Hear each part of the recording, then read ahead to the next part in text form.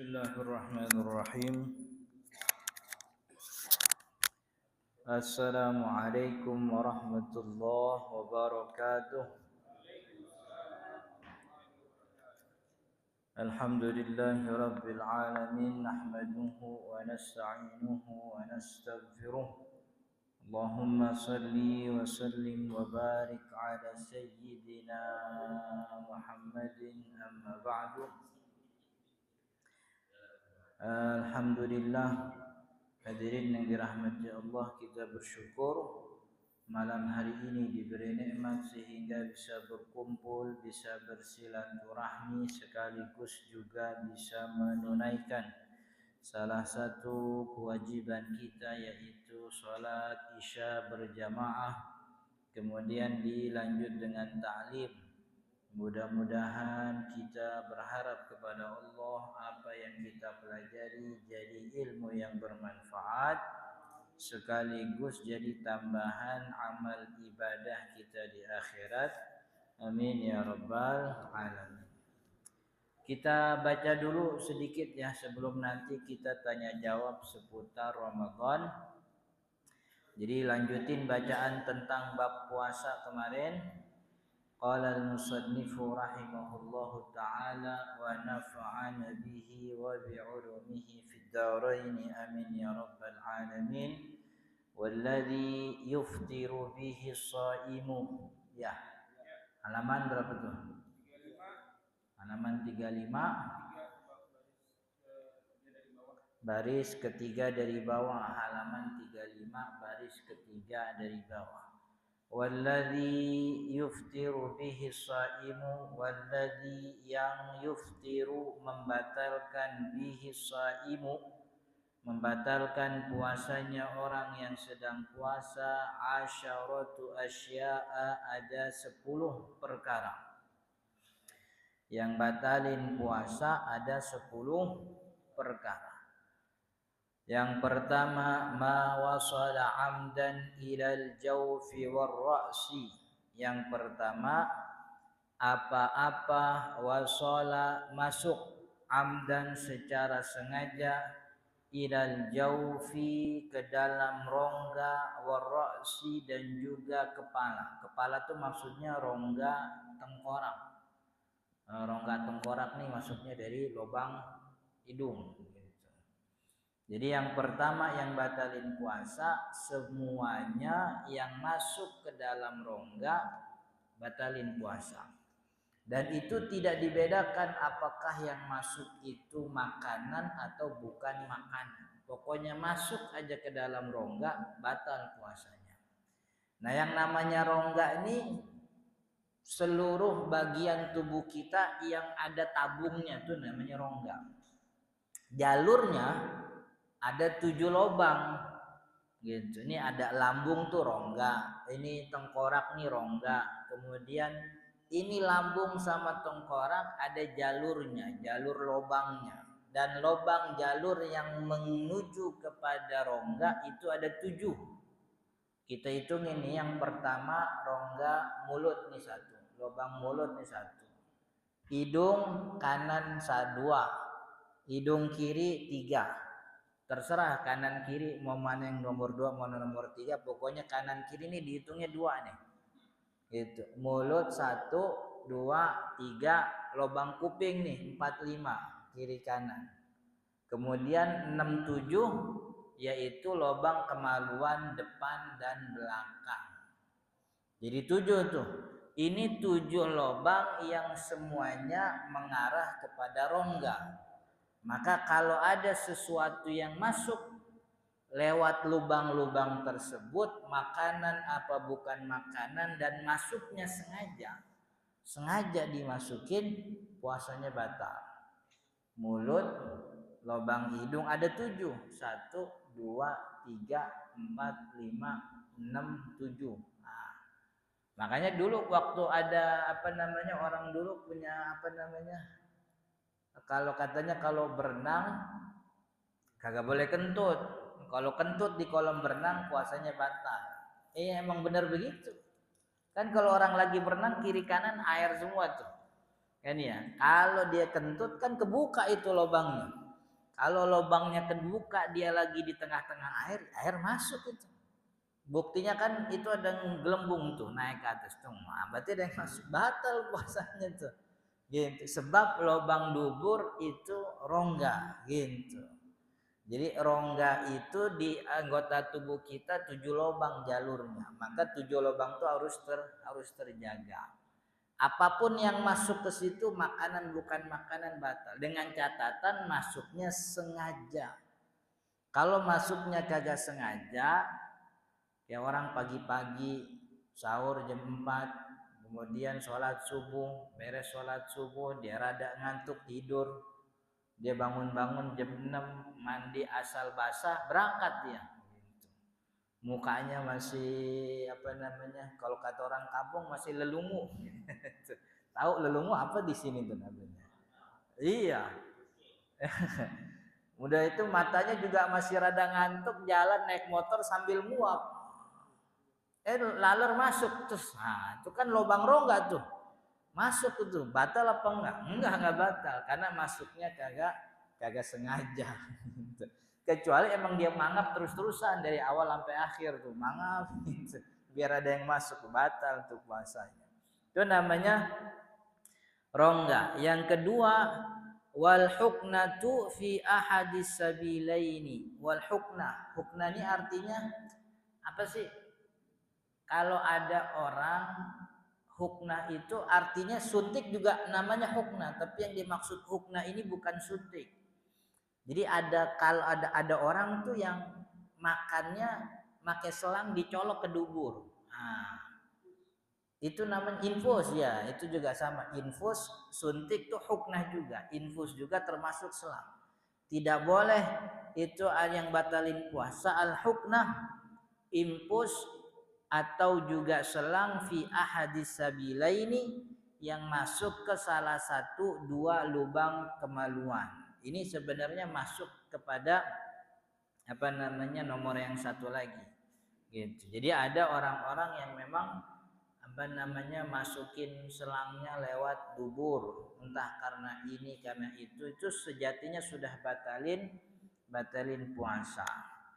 Wal qai'u amdan, yang ketiga wal qai'u amdan, yaitu muntah dengan sengaja. Muntah dengan sengaja. Artinya kalau dia muntahnya kagak sengaja, muntahnya karena masuk angin misalnya, emang lagi pusing pagi-pagi dia muntah, ya nggak batal puasanya karena tidak sengaja. Yang batal itu yang sengaja. Wal wat'u amdan, yang keberapa tuh? 1, 2, 3, 4. Nah, yaitu berarti yang ini nih ra's wa ma wasala amdan ilal jawfi 1 wa ra'si 2. Nah, begitu. Wal hukna fi ahadi sabilaini, selang di antara salah satu selang dia masuk ke salah satu lubang kemaluan itu nomor 4. Wal qai'u amdan 5. Nah, yang 6 wal wat'u benar ya? Benar nih. 1, 2, 3, 4, 5, 6, 7, 8, 9. Gimana sih? Udah pokok terusin. Wal wad'u amdan fil farji, yaitu wal wad'u apa artinya? Berhubungan badan, bersetubuh amdan secara sengaja fil farji, masuk itu kemaluannya ke dalam kemaluan perempuannya. Artinya kalau dia al-wad'unya tidak melalui kemaluan, maksudnya dia nggak masuk kemaluannya ke kemaluan perempuan, maksudnya misalnya dia al-wad'unya di dalam mimpi, misalnya mimpi basah, ya enggak apa namanya tidak membatalkan puasanya.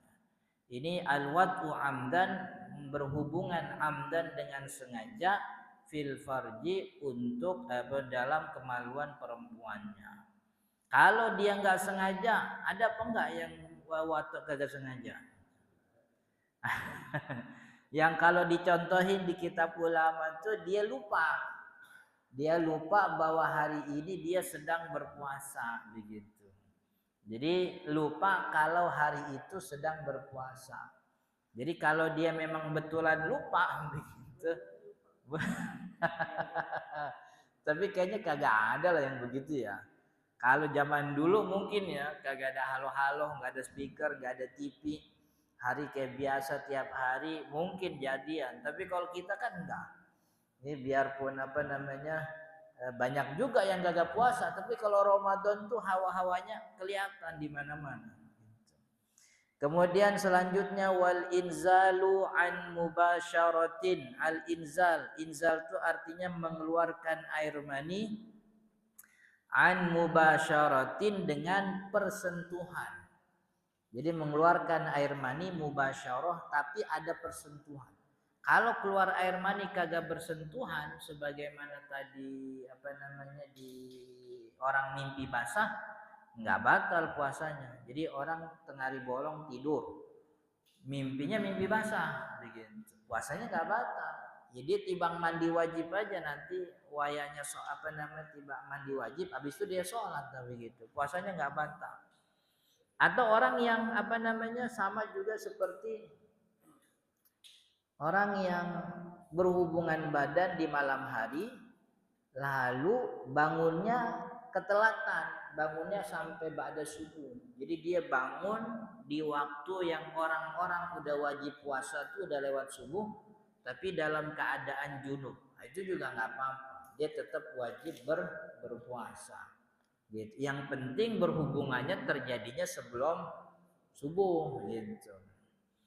Kalau dia kemudian sebelum subuh berhubungan, kemudian tidur, bangun dalam keadaan junub, nggak ada masalah. Gitu. Itu juga pernah apa namanya terjadi di zaman Nabi Muhammad SAW bahwa kata Sayyidah apa gimana kata siapa? Sayyidah Abu Hurairah kalau nggak salah riwayat Imam Al-Baihaqi bahwa Sayyidah Aisyah pernah cerita Nabi Muhammad SAW satu pagi bangun dalam keadaan junub dan beliau tetap meneruskan puasanya begitu. Jadi satu waktu Nabi Muhammad artinya masuk waktu subuh dalam keadaan Nabi belum mandi wajib begitu. Kemudian yang ke selanjutnya wal haidu yaitu haid. Wan nifasu selanjutnya nifas. Nifas itu keluarnya darah setelah melahirkan. Wal jununu yaitu gila. Junun itu gila. Gitu. Kalau sekarang bahasanya apa ya kalau gila tuh ya? Majnun mah bahasa Arab. Enggak ada bahasa dokternya apa tuh? Iya udah geje sih. Apa tuh nama dokternya lupa saya tuh. Wariddatu yaitu riddah, murtad. Nah, murtad ini mungkin nggak orang lagi puasa murtad? Bisa.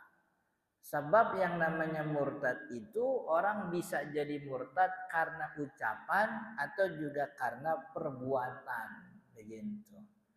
Murtad karena ucapan, pokoknya dia ngucapin hal-hal yang bertentangan sama akidah Islam.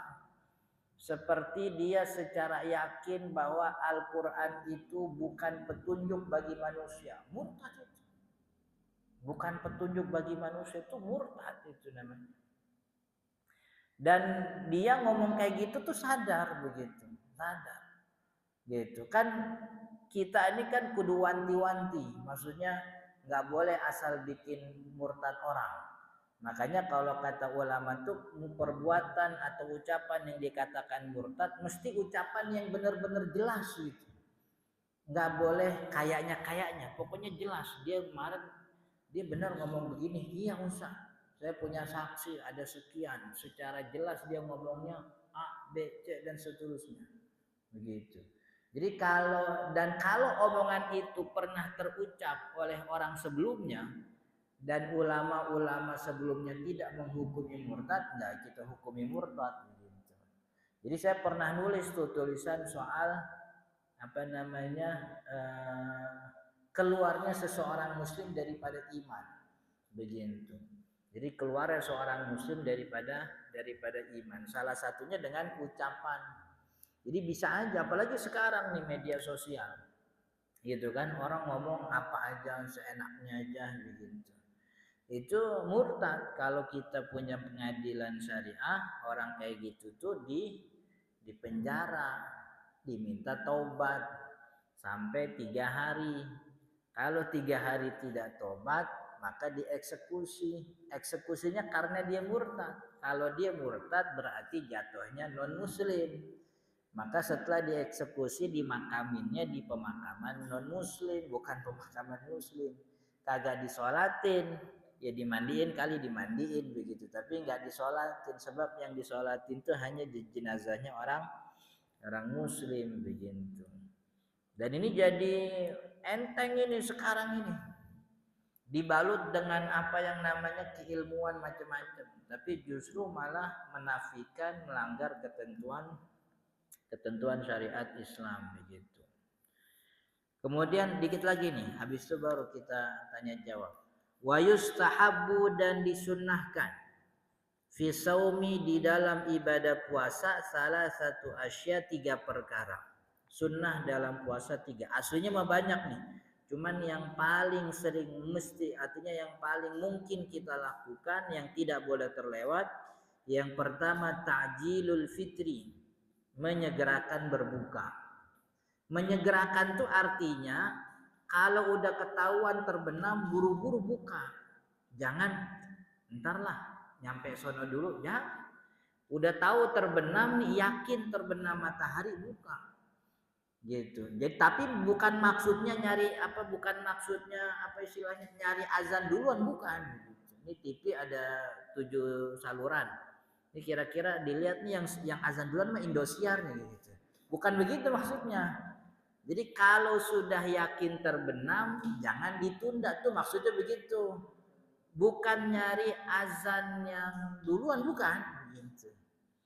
Malah kita kalau saya punya mertua, itu kan kalau Ramadan tuh hampir semua TV azannya sama tuh. Azan sama rata. Nah beliau tuh kalau buka puasa, itu sampai ke anak-anaknya sekarang begitu. Jadi nunggu di TV tuh, nunggu sampai kalimat hayya 'ala sholat. Alasannya Imam Nawawi bilang tuh di kitab Al-Majmu', liyatahaqqaqa ghurubus syamsi, untuk memastikan matahari benar-benar terbenam begitu. Gitu. Sebenarnya ketika Allahu Akbar matahari udah terbenam, udah beres. Cuman untuk memastikan lagi ditunda dia bukanya sampai hayya 'ala sholat. Nah kalau udah hayya 'ala sholat udah jangan ditunda lagi, buru-buru buka puasa, gitu maksudnya. Jadi menyegerakan. Jadi menyegerakan itu bukan berarti nyari-nyari azan yang duluan, bukan. Dan kalau saya dari dulu bilang ukuran puasa tuh subuh sama maghrib tuh bukan ukuran azan, sebab kalau azan tuh sifatnya kondisional kan ya. Ukurannya tuh waktu. Sebab kalau ukurannya pakai azan, kiri kanan kita di masjid musola kan kadang-kadang azannya beda-beda. Ada yang muazinnya rajin kan ya, azannya tepat waktu. Ada yang muazinnya rada males begitu. Apalagi dia lagi musuhan sama pengurusnya, udah ditelat-telatin udah. Biarin biar pada kagak puasa kata dia begitu. Subuh ditelat-telatin sama dia, biarin biar pada sahur terusin gitu. Jadi ukurannya bukan azan, ukurannya waktu. Makanya kita nih mau Ramadan nih periksa jam kita nih, jamnya benar. Kita punya HP jamnya benar.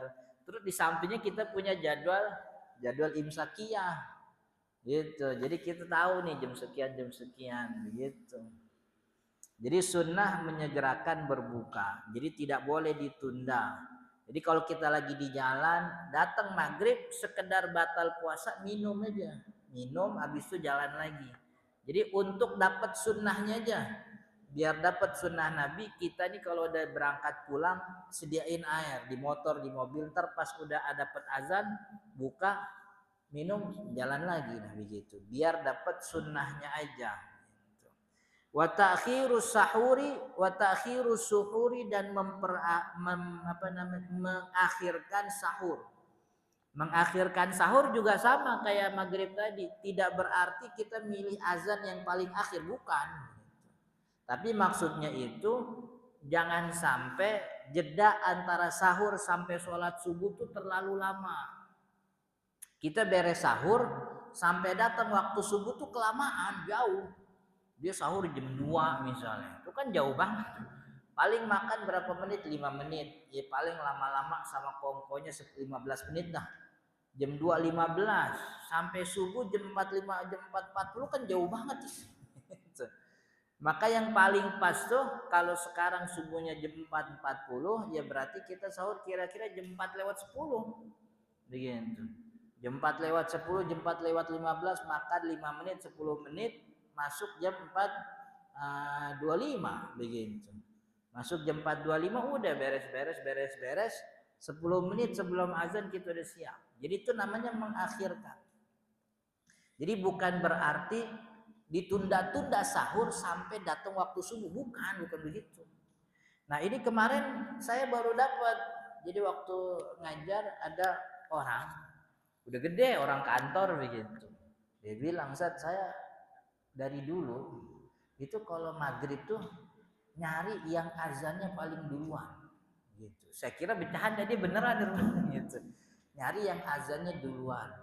Terus kalau saya sahur, saya tuh berhentinya nyari azan yang paling lama. Jadi di rumah saya tuh kira-kira yang nyampe ke rumah saya tuh masjidnya ada berapa? Dia bilang ada 4 atau ada 5. Nah ada yang satu tuh yang paling lambat. Saya nungguin azan dia. Kalau dia udah azan baru saya berhenti makan begitu. Itu saya bilang dari mana? Kemarin saya lihat ada ustadz begitu bilang. Ustadz di mana? Ada, saya lihat gitu. Jadi dia pernah ngaji di apa namanya, ada grup WhatsApp gitu dia ngaji gitu. Ini kan dia bilang ini kata ustadznya sunnah Nabi begitu ustadz katanya gitu. Menyegerakan berbuka, mengakhirkan sahur. Ini kan kacau ini. Ini berapa orang yang kayak berjanjian, bukan dia doang ini kacau ini. Justru yang namanya sahur mengakhirkan itu bukan berarti dientar-entarin sampai masuk waktu subuh, nggak boleh. Mengakhirkan tuh jangan sampai jeda antara selesai sahur sampai subuh tuh terlalu panjang. Jadi jedanya tuh pendek. Kira-kira kalau ngikutin Nabi SAW, jeda antara sahur Nabi sampai datang waktu subuh tuh 50 ayat. Bacaan Al-Quran 50 ayat. 50 ayat itu kalau kita konversi ya kira-kira 10 menit. Jadi imsak yang 10 menit sebelum azan itu benar tuh waktu berhenti begitu. Nah, emang ternyata orang seperti ini nih, dan termasuk ustadz yang dia ambil itu pandangannya, memang tidak membolehkan ada waktu imsak. Jadi waktu imsak yang 10 menit sebelum azan tuh dibilang kagak boleh. Sebab tuh kagak ada di zaman Nabi begitu. Iya emang kagak ada di zaman Nabi sih. Cuman orang sahur sampai nungguin azan terakhir juga kagak ada di zaman Nabi, saya bilang. Lu doang itu begitu. Jadi dan ini sampai sekarang masih banyak. Ada orang yang menganggap, termasuk dia juga begitu. Jadi kalau kita lagi sahur, azan berkumandang tuh subuh, katanya masih tetap boleh makan sampai beres azan. Lu kan bahaya ini. Yang kayak gini nih kagak nemu sekali dua kali, saya banyak orang begini nih gitu. Karena katanya ada hadis Nabi, kalau kamu dengar azan dan kalian sedang makan, maka jangan tinggalkan jangan kau datangi azan kecuali kau sudah tunaikan hajatmu di piringmu gitu. Jadi maksudnya beresin dulu makannya sampai kemudian habis baru nanggepin azan begitu.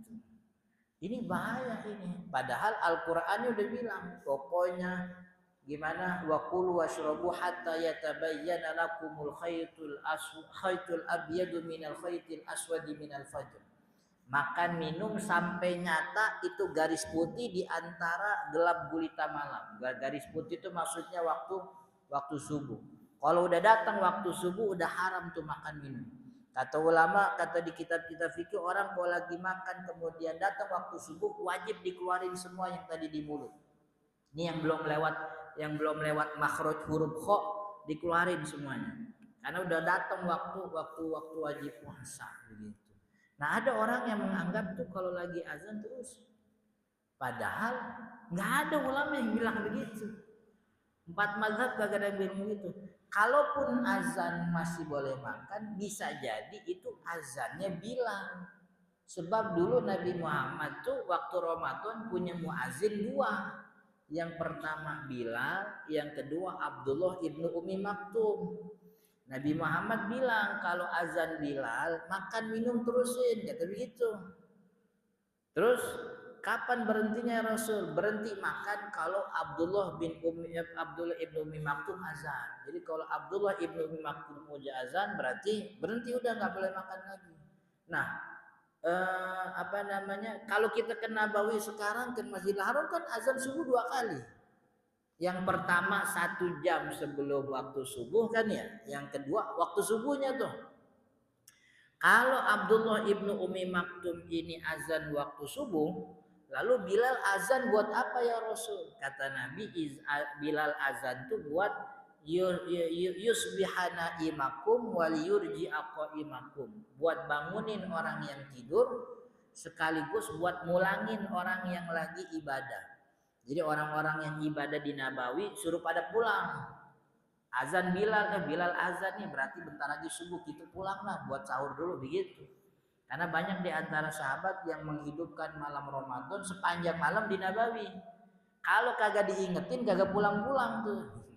Makanya ada Bilal ngingetin bentar lagi subuh pada pulang untuk makan sahur begitu. Ya gitu dia bilang, jadi sahur nyari azan yang paling lama, kalau buka nyari azan yang paling cepat begitu. Ayo bahaya itu begini nih. Inkompetensi ya kalau bahasa kerennya gitu. Inkompetensi jauh lebih berbahaya dibanding dibanding kriminal, kata dia begitu.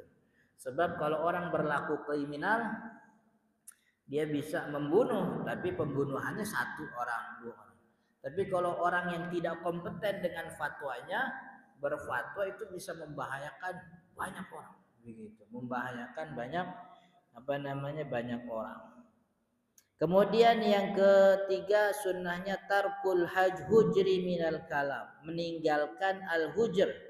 Al-hujr itu perdebatan minal kalami daripada pembicaraan. Jadi kalau lagi ngobrol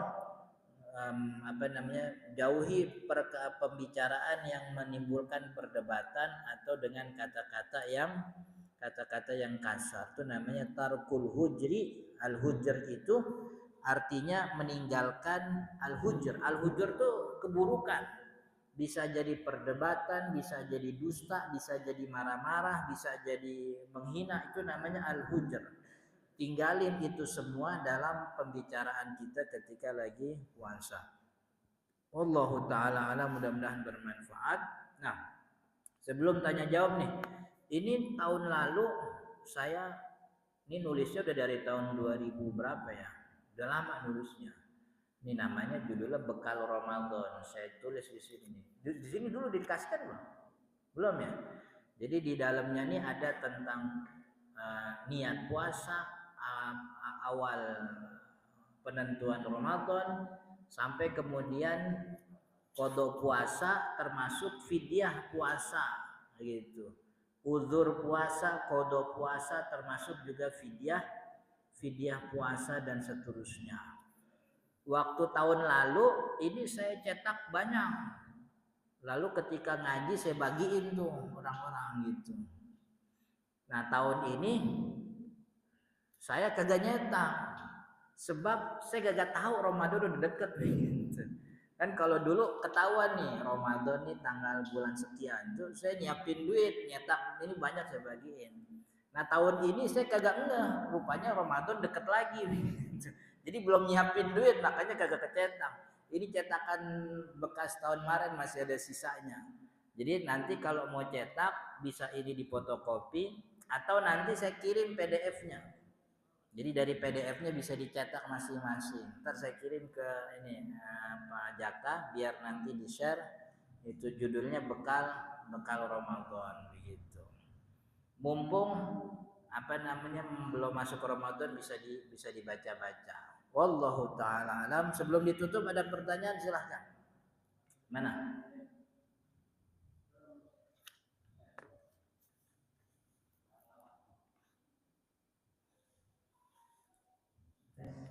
Assalamualaikum warahmatullahi wabarakatuh.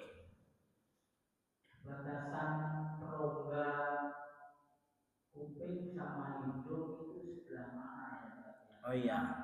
Kayak membersihkan atau itu kadang-kadang itu kita ini seperti korek kuping kadang-kadang atau yang dibilang berenang itu kan mandi pun juga sebetulnya masuk juga ke rongga kuping atau ke rongga hidung itu gimana kayak itu?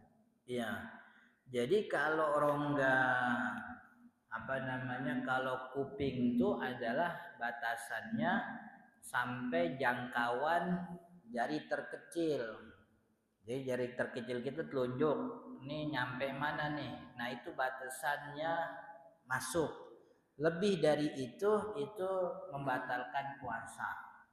Maka kalau korek kuping tuh udah pasti membatalkan puasa karena dia masuknya lebih dalam daripada jari terkecil kita. Walaupun keluar lagi tetap batal.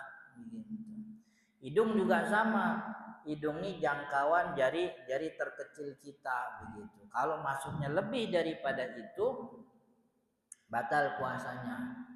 Maka waktu zaman Covid itu kan ada orang yang tes. Nah, itu sih kaidah fikihnya batal gitu. Cuman fatwa MUI Jawa Timur kalau nggak salah, MUI Jawa Timur itu tidak membatalkan puasanya orang yang melakukan tes COVID di siang hari Ramadan. Gitu. Kalau saya sih bilang kemana-mana batal, makanya kalau mau tes COVID jangan pagi-pagi, jangan siang, malam aja. Kan surat tes itu kan bisa waktu itu masih berlaku 2 hari. Jadi kalau tahu mau pergi kemana, malamnya tes aja begitu. Jadi jangan apa namanya, jangan pagi-pagi. Kalau lubang kemaluan, dubur itu batasnya 1 buku jari kita. Kalau 1 buku lewat udah batal. Jadi kalau ada orang yang lagi cebok dia iseng masukin jarinya ke dubur batal. Batal.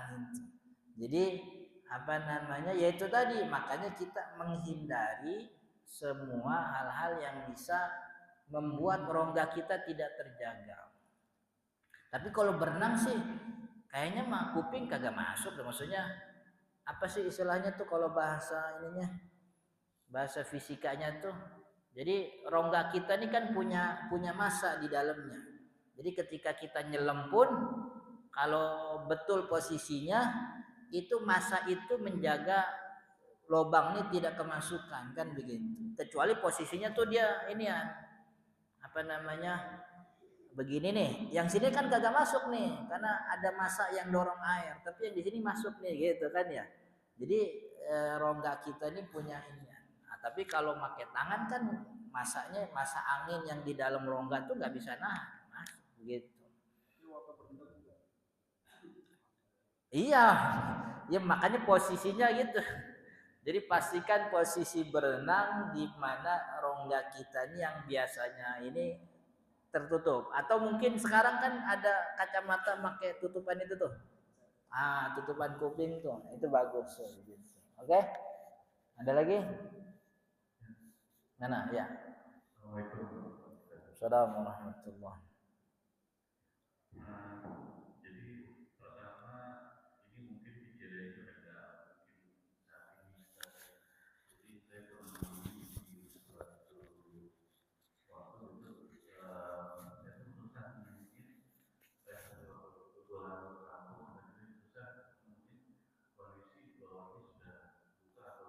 Ah.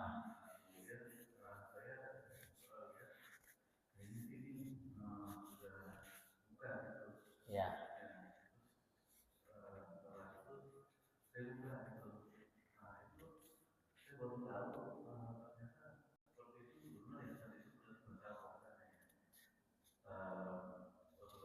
Tapi salah, ternyata salah begitu. Oh.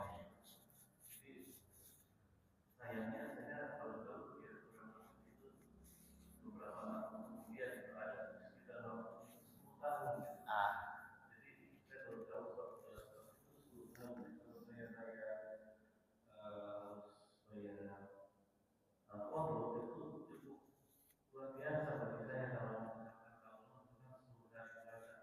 Emang yang kayak gitu berapa hari waktu itu? Oh, 1 hari.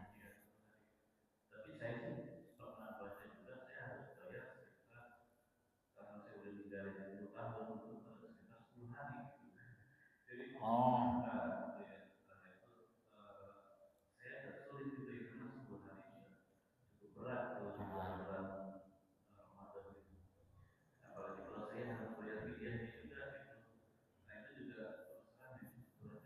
Bukan 10 hari, kodonya 1 hari, kodonya 1 hari aja, ditambahnya 9 fidyah kalau 10 tahun, berarti kan nundanya 9, ketundanya 9 kali ketemu puasa. Nah, yang namanya fidyah itu cuman segini nih. 1 raupan tangan orang dewasa. Kalau dikonversi jadi 0,68 liter. Kita buletin 1 liter. 1 liter kita makan berasnya 10.000. Ya berarti 1 hari, satu fidyah 10.000. Jadi kodok 1 hari yang waktu itu salah, kemudian bayar fidyah 10.000 kali 9, 90.000, gitu. Itu itu bukan. Jadi fidyah itu tidak pernah ada ketentuan ulama nyuruh matengin tuh kagak ada. Fidyah itu ngasih makan seukuran 1 mud mentah, begitu. 1 mud mentah. Ini makanya kagak usah kalau dimatengin ya konsekuensinya sih tanggung sendiri. Kalau kita mateng nih 1 mud kan mateng bisa jadi berapa porsi kan ya? 1 mud nih bisa jadi berapa porsi. Lalu kan kalau cuma ngasih mateng nasi doang, miskin kan nolak itu. Kudu dikasih lauk kan ya. Lauknya 4 sehat 5 sempurna lagi susunya. Ini salah satu nggak tahu ini siapa yang mula-mulain tuh. Sampai ada satu masjid saya pernah lihat mewajibkan fidyah, satu fidyah tuh 75.000. Itu namanya mewajibkan sesuatu yang tidak diwajibkan oleh syariat tuh banyak. Makanya tuh inkompetensi itu jauh lebih bahaya daripada kriminal tuh bener emang gitu.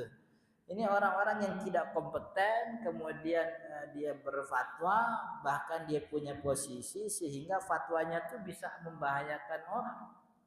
Begitu. Dari saya kalau Ramadan tuh dari dulu saya kemana-mana beresin fidyah. Sebab dari di mana-mana fidyah orang ngomonginnya tuh matang-matang. Padahal kagak pernah disebutkan. Fidyah tuh 1 mud segini. Gitu. Jadi kalau diduitin ya kira-kira 1 liter kira-kira berapa? Kita 12.000 ya 12.000, 10.000, 10.000 begitu. Nah,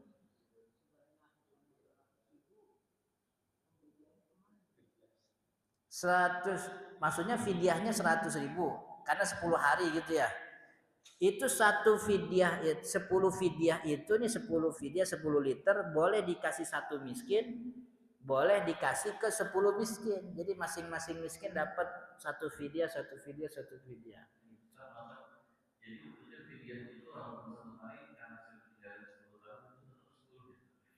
Jadi fidyahnya karena penundaan. Jadi tahun ini saya punya utang nih, kagak kagak belum kodok sampai masuk Ramadan nanti, berarti utang 1, gitu. Nanti masuk Ramadan lagi utang 2 kalau belum dibayar juga. Kan tadi ceritanya 10 tahun. Berarti kalau 10 tahun kan berarti 9 kali nunda ketemu Ramadan. Yang batal kan 1 hari. Jadi 1 hari ini ditunda sampai 10 tahun. Berarti 1 hari qada ditambah 9 fidyah. Fidyahnya itu denda atas penundaan tanpa uzur gitu. Maka kalau anak ibu hamil itu kan nunda juga tuh. Kagak puasa dia, tapi habis Ramadan dia belum bisa qada. Tapi kan kagak kodonya karena uzurnya dia nyusuin gitu. Jadi kalau ada uzurnya sih nggak ada masalah, nggak kena denda fidyah gitu. Jadi cukup kodonya aja. Oke?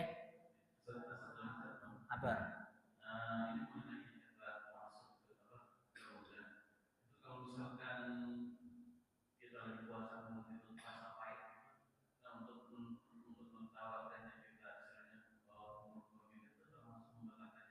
Oh, kalau kumur-kumur enggak.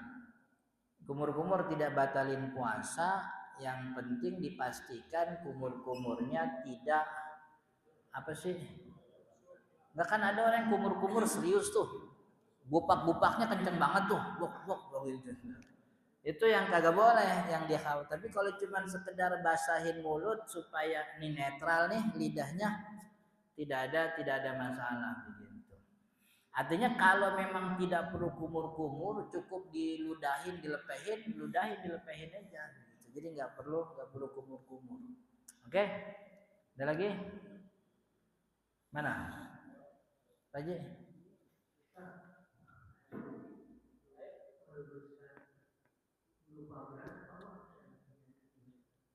Beras apa uang apa? Oh. Jadi pokoknya fidyah itu seukuran 1 mud nih. Nah 1 mud ini boleh diberikan dalam bentuk makanan pokoknya, kita kan beras. Boleh beras, boleh dikonversi dengan uang gitu. Jadi konversi uang bagus, ngasih 1 mud makanan boleh bagus, ngasih makanan juga boleh. Ngasih gimana sih? Makanan bagus diduitin boleh. Jadi yang bagus ngasih makanan, ngasih barang mentah makan pokok. Tapi kalau diduitin dikonversi duit juga boleh, nggak ada masalah. Kayak zakat fitrah. Jadi ngasihnya beras bagus, dikonversi ke uang juga sebagian ulama membolehkan begitu. Oke? Assalamualaikum warahmatullahi wabarakatuh. Assalamualaikum warahmatullahi wabarakatuh. Yang pertama terkait sholat tarawih. Kalau saya perhatikan, pertama untuk sholat di awal sholat tarawih itu kelihatannya imamnya itu baca iftitah, Nah, kalau yang kedua kayaknya habis takbiratul ihram langsung Fatihah gitu. Iya. Itu gimana? Itu yang pertama. Yang kedua terkait zakat. Kapan waktu terbaik untuk zakat? Zakat fitrah maksudnya. Dan bagus mana kita ngasihnya beras atau uang atau ngasih ke pengurusannya ke masjid atau kita ngasih sendiri. Pertama soal doa iftitah. Jadi habis takbiratul ihram baca doa iftitah. Biasanya di yang rokaat salam pertama doang tuh. Ntar habis itu udah langsung Fatihah. Ya nggak apa-apa, sebab kan doa iftitah itu hukumnya sunnah gitu. Dan karena mungkin jumlah rokaatnya banyak, akhirnya beberapa bacaan sunnah dilewatin. Ya nggak ada masalah. Yang penting bacaan wajibnya bener aja begitu. Ya Fatihahnya tuh Bismillahirrahmanirrahim, Alhamdulillah. Saya sih nggak ada masalah ya sama bacaannya cepat gitu. Yang penting bener aja. Kalau yang cepat yang di mana tuh, yang Jawa mana tuh yang? Iya, yang sampai berapa menit terus 20 rokat berapa menit itu. Itu kudu kagak sah itu. Orang sholatnya kayak apa namanya? Iya, kayak cacing kermian kan. Jadi kalau doa iftitah dilewatkan, tidak dibaca, nggak ada masalah sebab dia sunnah sholat, bukan rukun sholat begitu. Kemudian soal zakat bagusnya kalau idealnya zakat fitrah itu bagusnya dibayarkan habis subuh sebelum imam sholat begitu. Iya, yang paling cakep tuh begitu. Cuman kan siapa yang mau nganterin? Orang yang mau nganterin gitu. Maka yang kita paling bagus nih, kalau kita bayar sendiri minimal malam takbiran gitu. Kalau bayar sendiri malam takbiran. Nah kalau dikoordinir sama panitia di masjid ya tergantung panitia ini. Biasanya sih panitia ini iya kalau di tempat saya itu kita malam 28 tuh udah terakhir nerima. Sebab malam 29 itu kita udah bagiin. Udah habis tuh malam 29 gitu. Jadi apa ibaratnya nyari titik maslahatnya. Kalau kita tunda sampai malam 30, oh malam takbiran tuh repot. Takutnya bisa jadi malam 30 kan udah kagak ada tuh, udah malam takbiran. Maka baginya malam tanggal 20, 29. Jadi kalau kita nggak lewat panitia, kita sendiri malam takbiran bagus. Tapi kalau lewat panitia, saya sih biasanya panitia itu bagi-baginya malam 29. Jadi 28 terakhir nerima, 29 kita habisin. Habis tuh, nggak ada yang nyisa lagi. Dan emang kagak boleh sisa begitu. Harus habis tanggal malam 29. Ya kalaupun ada sisa ya besoknya dibagiin. Yang penting jangan sampai hari raya datang di masjid masih ada sisa zakat. Nggak boleh. Sebab kan panitia di masjid itu bukan amil. Karena dia bukan amil nggak boleh nyimpen. Dia harus ngabisin. Kecuali sedekah tuh. Ada orang bayar zakatnya 40.000. Dia bayar pakai duit 50.000, kan 10.000 sedekah tuh. Nah, yang 10.000 tuh sisa-sisa tuh boleh disimpan. Sampai lebaran haji juga boleh, itu sedekah. Tapi kalau zakat karena dia sebagai bukan amil, maka jatuhnya orang nitip. Karena ini nitip, maka belum gugur kewajibannya kecuali udah disampaikan kepada fakir, miskin gitu. Kalau masih di masjid berarti belum selesai. Kecuali amil. Kalau orang itu amil, kita ngasih ke amil nih, selesai udah kewajiban kita. Begitu. Kewajiban yang baik udah gugur. Adapun amil mau nyimpen mau apa, amil mah terserah, amil punya kebebasan. Tapi kan panitia masjid itu kebanyakan bukan amil. Hampir banyak panitia masjid itu dibentuknya temporer kan begitu. Sedangkan amil itu adalah orang yang ditunjuk oleh penguasa, oleh hakim. Ada suratnya. Kita sekarang punya namanya Basnas, begitu, Basnas. Maka kalau masjid kita ada surat basnasnya, berarti memang kita terhitung bagian dari amil, boleh nyimpen gitu. Tapi kalau kita nggak ada sertifikat basnasnya, itu bukan amil begitu. Terus apa lagi? Duit apa makanan pokok? Kalau mengikuti mazhab Imam Syafi'i, emang mazhab Imam Syafi'i ini perdebatannya antara mazhab ulama Syafi'i dulu sama ulama Syafi'i modern. Ulama Syafi'i zaman dulu tuh tidak membolehkan bayar dengan uang. Dan seluruh 4 mazhab fikih yang klasik dulu itu semuanya rata, tidak membolehkan bayar dengan uang, tapi bayar dengan makanan pokok. Cuman Imam Abu Hanifah yang bilang boleh. Tapi kalau sekarang ulama Syafi'i modern di Yaman tuh, di Suriah tuh ada Dr. Mustafa Al-Bugho, banyak tokoh-tokoh Syafi'i justru malah sekarang tuh membolehkan bayar dengan uang. Alasannya maslahatnya lebih banyak dibanding makanan pokok. Sebab biasanya si miskin itu sudah punya banyak makanan pokok tersedia. Maksudnya karena Ramadan kan begitu ya, banyak orang berbuat baik begitu. Jadi si miskin tuh punya makanan pokok cukup. Justru yang dia butuh sekarang tuh uang yang bisa dia konversi, bisa jadi token listriknya, bisa jadi bayar kontrakannya, bisa jadi beli mukenahnya buat dia Idul Fitri begitu. Maka kata ulama Syafi'i modern itu bayar zakat fitrah dengan uang zaman sekarang jauh lebih baik.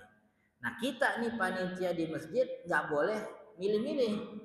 Yang bayar duit kita terima, yang bayar pakai beras kita terima. Dan kita ngasih kepada miskin plek-plekan begitu. Karena kita jatuhnya ketitipan. Kita bukan, kalau amil kan boleh tuh campur oplosan ini amil boleh.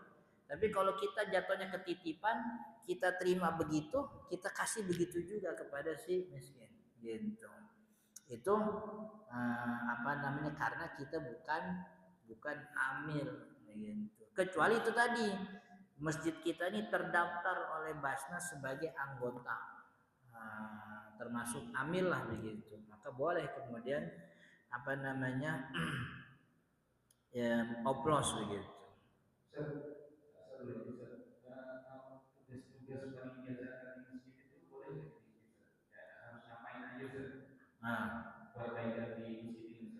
Sebenarnya tugas panitia masjid itu apa ya? Teknis aja. Secara syariat itu dia adalah wakil. Secara syariat dia adalah wakil muzaki, wakil pembayar zakat. Maka yang namanya wakil itu kagak boleh ngapa-ngapain. Ya wakil itu harus menyegerakan pembagian gitu. Maka kalau panitia tuh harus pakem sama apa namanya jadwalnya. Malam 28 kita terakhir. Setelah malam 28 gak lagi nerima. Malam 29 kita selesaikan semuanya gitu. Kalaupun tidak selesai hari 29-nya kita selesaikan. Jadi sebenarnya panitia di masjid itu sederhana. Terima, kasih, terima, kasih begitu. Pokoknya jangan terima dipendam sampai lewat berapa hari nggak boleh. Jadi terima, kasih gitu. Jadi langsung disegerakan. Kalau emang dikumpulin tadi dikumpulin sampai kemudian malam tertentu lalu punya data miskin kemudian langsung dihabiskan. Seketika itu dihabiskan. Jadi jangan sampai menunda apalagi sampai sisa. Dan cerita banyak masjid yang nyisain zakat fitrah tuh banyak. Di mana-mana gitu. Di apa namanya sisa beras masih numpuk. Waktu sholat Id kita ngelihat ada beras masih numpuk gitu. Nah, iya mungkin kalau diambil sih boleh nggak apa-apa. Tapi kalau yang saya tahu kebanyakan masjid bukan amil begitu. Oke? Mana dulu? Ya udah dulu.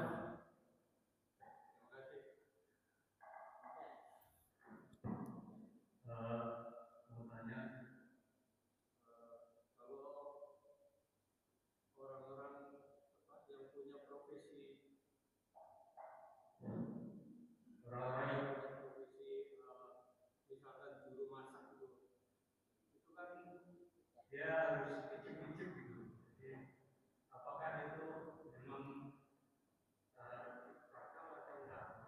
Ya. Kemudian satunya lagi terkait dengan fidyah.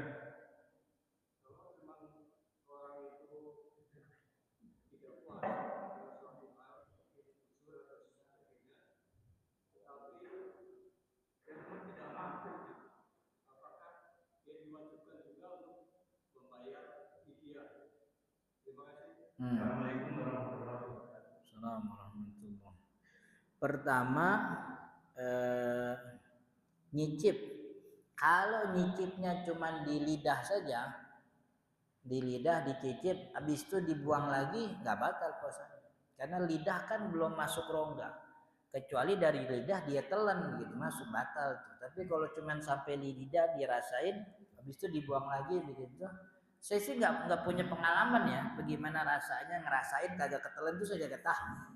Tapi kita punya orang tua, ibu kita juga begitu dulu. Kalau lagi puasa tuh masak buat lebaran tuh bikin nasar dijajalin. Tapi kagak ditelan langsung dilepehin lagi begitu. Atau sekarang tuh ada namanya apa sih kopi tester tuh ya, kan ada orang yang ngerasain kopi itu. Kalau begitu nggak ada masalah, cuman di lidah doang. Itu tidak batalin puasa sebab nggak masuk ke dalam rongga. Rongga mulut tuh batasnya makhraj huruf kho. Kalau udah lewat itu makhraj ke dalam batal puasanya.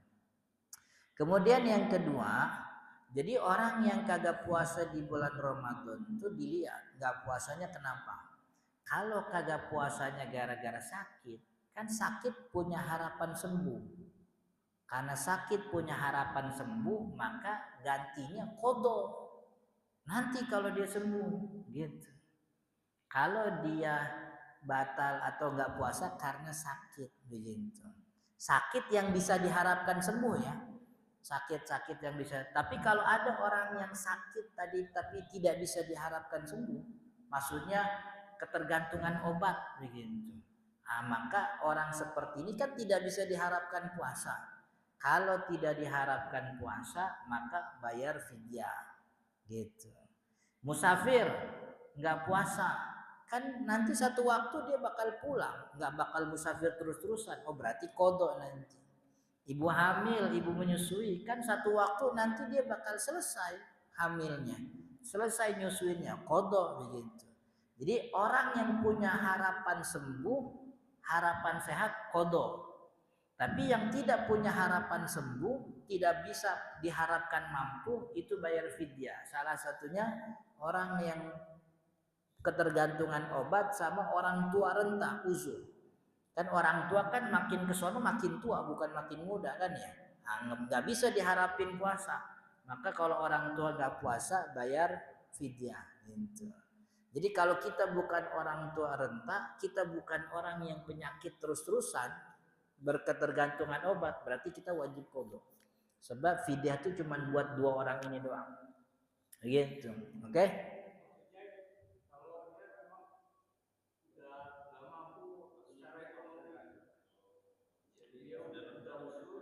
Oh dia wajib fidyah, tapi nggak punya duit. Ditunggu sampai dia. Jadi kewajiban fidyah itu sama kayak kewajiban utang. Jadi kalau emang belum punya kemampuan nggak apa-apa. Gitu. Artinya nih sampai Ramadan ini nggak punya kemampuan, udah nggak denda, sebab dia kagak bayarnya emang kagak mampu. Gitu. Tapi ketika nanti sudah punya kemampuan, wajib bayar gitu. Sampai kalau nanti Ustaz apa meninggal nggak punya kemampuan, ya nggak wajib udah. Kan kewajibannya kalau mampu gitu. Sedangkan dia meninggal dalam keadaan kagak mampu, ya kagak dosa, emang kagak mampu gitu. Sampai ke orang sakit. Ini sakit nih. Hari ke-20 sakit, 21, 22, 23, 24, 25. Hari lebaran meninggal. Maka dari 20 sampai lebaran tuh kagak wajib diqadha. Orang dia ninggalin puasa dalam keadaan dia kagak mampu puasa begitu. Kan wajibnya ntar kalau udah sehat. Sedangkan sehatnya kagak dapat, udah keburu meninggal. Ya nggak wajib begitu. Jadi kewajiban fidyah itu kenapa? Enggak fidyah. Pokoknya kewajiban fidyah itu tadi dua orang nih. Ini kalau dua orang ini kagak puasa wajib fidyah. Udah punya duit tapi belum bayar fidyah sampai meninggal, ya wajib bayar fidyah gitu. Tapi kalau orang meninggal dunia dalam keadaan sakit, emang kagak ada kewajiban apa-apa. Kewajiban qadha ntar kalau udah sehat begitu. Makanya saya kalau diundang itu ada orang tahlilan, katanya mau sekalian bayar fidyah begitu. Ya sih saya bawa pulang berasnya begitu. Ya orang ini jatuhnya sedekah begitu. Saya mau ngajarin di situ kan kelamaan, orang tahlilan mau ngaji kan lama ya. Jadi biasanya saya kasih di pengajian saya bilangin, jadi fidyah itu untuk orang yang begini. Kalau orang meninggal tuh tergantung kewajibannya apa waktu itu, apa qadha apa fidyah. Kalau kewajibannya qadha ya qadha, dia meninggal, maka qadha anak-anaknya diqadhain itu. Ini orang sakit nih, 10 hari sakit nggak puasa. Selesai Ramadan sembuh. Sebulan kagak qadha, padahal udah sehat. 2 bulan kagak qadha, udah sehat padahal, punya utang 10. Belum qadha 10 meninggal dunia. Dan dia meninggal dunia setelah Allah kasih kesehatan beberapa bulan. Berarti kan 10 hari ini ditinggalin. Maka kewajiban qadha 10 hari ini ditanggung sama anak-anaknya. Anak-anaknya tuh anaknya ada 10. Ya udah satu-satu puasa sehari-sehari begitu. Itu sehari serentak, 1 hari bareng-bareng boleh, atau 1 hari pertama dia, hari kedua dia, hari ketiga dia, terserah begitu. Yang penting kewajibannya kewajibannya qadha. Yang pikiran saya waktu itu mungkin ini karena ada fidyah sholat. Jadi di dalam kitab I'anatul Talibin itu ada salah satu ulama Syafi'i bilang sholat itu kalau ditinggalin dan orang yang meninggal dunia bisa diganti dengan fidyah begitu. Itu pandangan personal tuh, bukan pandangan mazhab. Kalau mazhab nggak ada sholat kagak diqadha. Maksudnya sholat kalau udah meninggal ya meninggal begitu. Dia ninggalin sholat ya tergantung nanti Allah ngampunin atau Allah ngambil apa namanya tindakannya sendiri. Tapi nggak ada kewajiban. Cuman ditulis tuh i'anatul talibin itu kan panjang tuh. Salah satu ulama kita, saya lupa siapa namanya, itu membayar fidyah untuk salah seorang keluarganya yang meninggalkan sholat gitu. Nah, ternyata fidyah sholat tuh ada di madhabnya Imam Abi Hanifah. Berarti nih orang Syafi'i yang ini memang terpengaruh dengan guru-gurunya yang mungkin punya pengajaran Hanafi. Nah mungkin karena ini sholat akhirnya dibawa ke macam-macam tuh sama orang kita. Sholat aja fidyah, puasa juga fidyah, gitu akhirnya. Ya itu tadi kan ngerti juga kagak, sholat aja difidyahin, puasa fidyahin juga. Begitu. Sampai sekarang saya nggak tahu itu. Kenapa bisa kemudian ada orang meninggal atau 7 hari sekalian bayar fidyah Ustaz. Saya tanya, emang kagak puasa? Puasa sih. Emang kagak sholat? Sholat sih rajin. Tapi dia buat apa? Gitu. Ya fidyah aja lah ngikutin orang-orang gitu. Iya. Kalau benar itu fidyah, saya kagak ngambil. Sebab kan fidyah itu buat orang miskin. Saya punya mobil, masa saya ngambil fidyah gitu.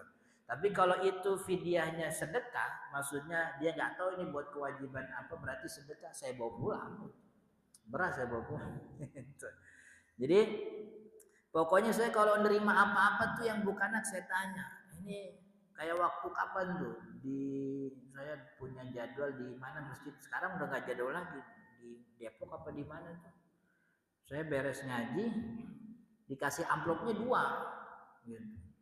Satu buat ngaji, satu lagi rada tebelan tuh. Saya tanya buat apa nih? Ini zakat Ustaz. Zakat siapa? Zakat jemaah begitu. Saya tolak, saya balikin lagi.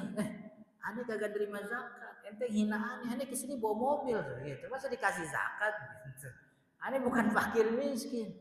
Tapi kata pengurus kasih Ustaz. Salah pengurusnya. Ntar minggu depan ngaji kita bab zakat. Saya bilangin tuh, ustaz tuh bukan mustahik. Jadi jangan dikasih zakat. Saya tolak itu, saya kasih lagi. Fidyah juga sama, kalau diundang nih katanya nih mayit bayar fidyah. Saya tanya, ini puasa emang pernah kagak puasa? Pernah Ustaz nggak puasa. Emang kenapa? Ya emang udah tua Ustaz. Oh berarti bener fidyah nih. Kalau kayak gitu saya terima waktu tahlilan. Pulang-pulang saya kasih samping saya tuh buat ente. Ustaz kagak bawa Ustaz. Bini ani udah banyak.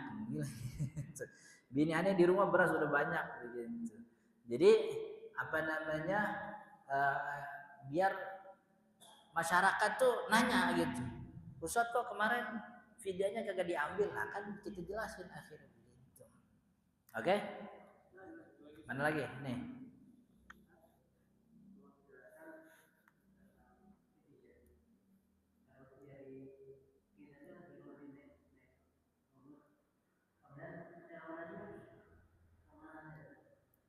Fidyah. Fidyah itu penyalurannya sama seperti zakat kepada mustahik begitu. Tapi kebanyakan ulama termasuk Syafi'i juga mengkhususkan fidyah itu kepada fakir miskin aja. Jadi dari 8 golongan tuh kalau fidyah itu dikhususkan fakir miskin begitu. Tapi tidak mengapa kalau kemudian diberikan kepada 8 golongan yang lain. Kalau dikiranya fakir miskinnya mungkin nggak ketemu, atau mungkin fakir miskinnya udah cukup karena dapat zakat fitrah misalnya begitu. Oke? Iya boleh.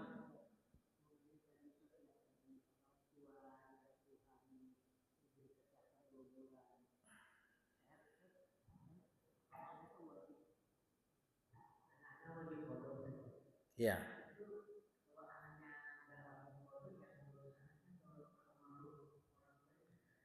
Yang dosa anak-anaknya. Iya. Nah, kan kewajibannya pindah. Kewajibannya berpindah. Sebenarnya kewajiban kodonya itu boleh dipindahkan. Nih anak tahu nih bapaknya punya utang puasa. Dia boleh panggil orang lain. Dia datang ke pesantren bilang, Pak Ustadz, orang tua saya punya kode puasa. Boleh gak saya minta santri Pak Ustadz puasa buat ayah saya? Boleh gak Pak? Iya.